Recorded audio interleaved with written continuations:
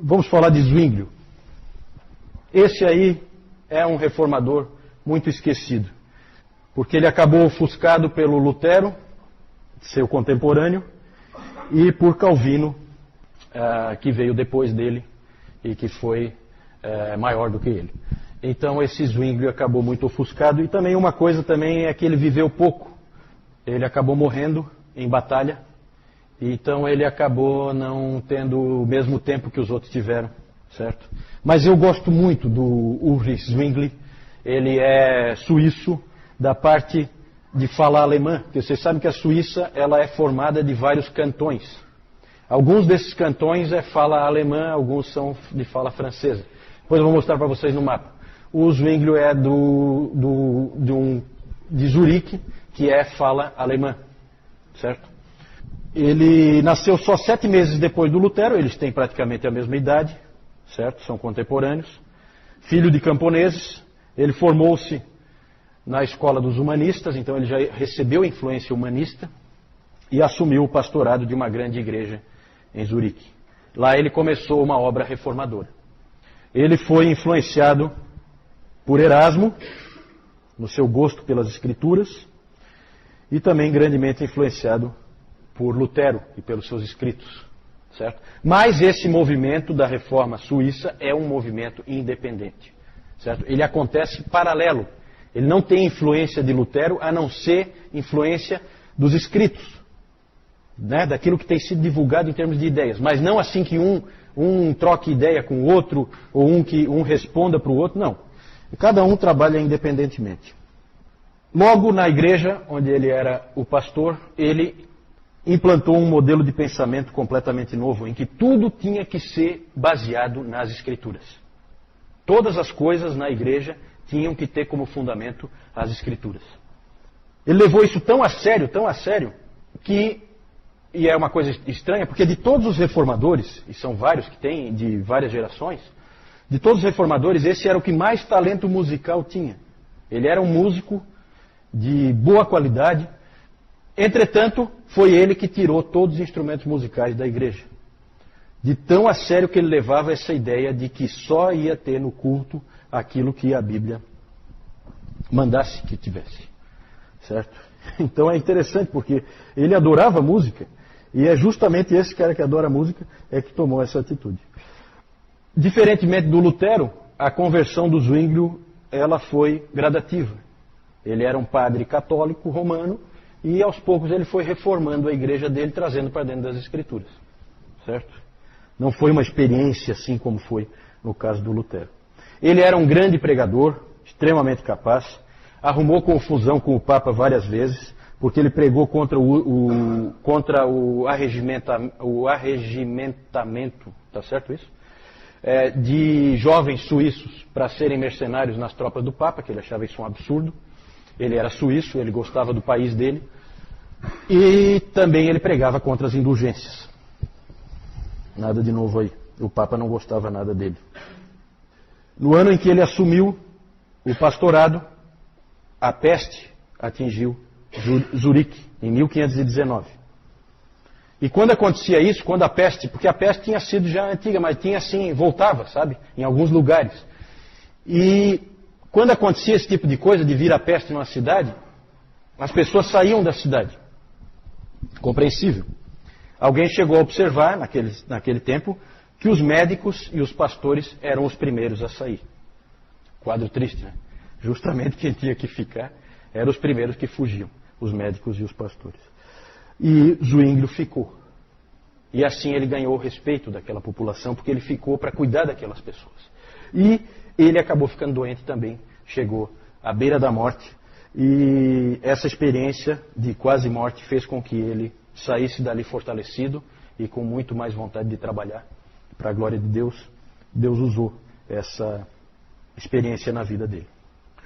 O ano de 1523 foi um ano importante em Zurique, porque os líderes da cidade tinham que decidir o que a cidade seria. Porque naquele tempo era assim, cada cidade decidia se ia ser protestante ou se ia ser católica. Isso era uma decisão do governo da cidade. E a cidade de Zurique tinha que tomar essa decisão. E aí, nessa ocasião, o Zwinglio foi escolhido para ser o defensor do protestantismo. E aí, por ocasião disso, ele escreveu esses 67 artigos, que são parecidos com as 95 teses, só que muito mais avançados. Né? A minha mãe estava me mostrando aqui um estudo sobre as 95 teses, e se você lê as 95 teses, você vê que elas têm um tom muito católico. Né? Causa uma certa decepção para quem lê. Por quê? Porque tudo era muito novo. Trata-se de um monge agostiniano escrevendo para o Papa. Né? Ou chamando a atenção para a igreja como um todo, mas ele tem em vista que o Papa abra os olhos. E então é realmente estranho. Esses 67 artigos já têm um tom muito mais protestante. Né? O que acabou acontecendo é que ninguém do lado católico veio defender a causa católica, porque ninguém queria enfrentar Zwinglio num debate. E aí o Zwinglio não teve dificuldade de convencer os líderes da cidade a que Zurique deveria se tornar uma cidade protestante. Como teólogo, ele foi um teólogo da Bíblia. Ele cria, como Lutero, em sola escritura. Só que ele levou sola escritura muito além, como nós já vimos nessa coisa que eu falei dos instrumentos. Ele achava que tudo tinha que estar sob as escrituras, dentro da igreja. Ele criou o que ele chamou de teste das escrituras, que ele descreve assim: eu comecei a testar cada doutrina por essa pedra de toque. Se eu visse que um ensino podia resistir ao teste, eu o aceitava. Se não, eu rejeitava. Então ele testava todos os ensinos pelas escrituras. E ele começou a usar o teste não só para doutrinas, mas para tudo, como eu já disse. A adoração, por exemplo. O Lutero achava que se a Bíblia não proíbe alguma coisa, você pode fazer. O pensamento aqui é completamente diferente. E aqui há uma diferença já entre esses dois ramos do protestantismo que andam paralelos. O luteranismo e os reformados. Né? No luteranismo tem esse pensamento. Não proíbe, pode fazer. E com isso a igreja luterana, naquele tempo, ficou ainda com muitas das práticas medievais, porque o Lutero achava que não tinha por que eliminar. Já o Zwinglio revolucionou. Tirou todas as imagens da igreja, acabou com aquelas vestes especiais, tirou os crucifixos, acabou com os dias santos, removeu os instrumentos musicais, como eu disse, porque tudo isso ele achava que não havia ordem na Bíblia para que essas coisas fossem utilizadas. Então é uma outra forma de pensar. O Zwinglio teve problemas nos 12 anos em que ele foi líder da reforma em Zurique, porque havia pessoas que achavam que ele estava indo muito devagar na reforma. Ele já estava indo muito mais rápido que o Lutero, e ainda assim tinha gente que achava que estava muito devagar a reforma. Depois nós vamos falar dos radicais da reforma. Ele teve problema com esses radicais e o Lutero também. Um episódio triste do protestantismo foi a divisão entre esses dois ramos. Na verdade, eles nasceram independentes, então não é difícil você classificar como uma divisão. Mas eles podiam ter crescido mais unidos, e eles não ficaram unidos. Por quê? Porque não houve entendimento entre Zwinglio e Lutero. Os dois se encontraram, montaram comitivas, os dois se encontraram. O Zwinglio muito mais conciliador, o Lutero, como sempre, aquele jeitão dele. E eles acabaram não se entendendo, e a questão toda, quem é que sabe qual é a questão em que eles divergiram? Alguém sabe? Batismo não. A ceia do Senhor. A ceia do Senhor. Zwinglio defendia a ceia como memorial. Um memorial à morte de Cristo. Era celebrado como memorial. E o Lutero defendia a consubstanciação, que é diferente da transubstanciação católica romana. Na transubstanciação, o que os católicos dizem é que aquela hóstia e aquele vinho se transformam no corpo e no sangue de Cristo. Realmente, ali você acha que é pão, mas não é.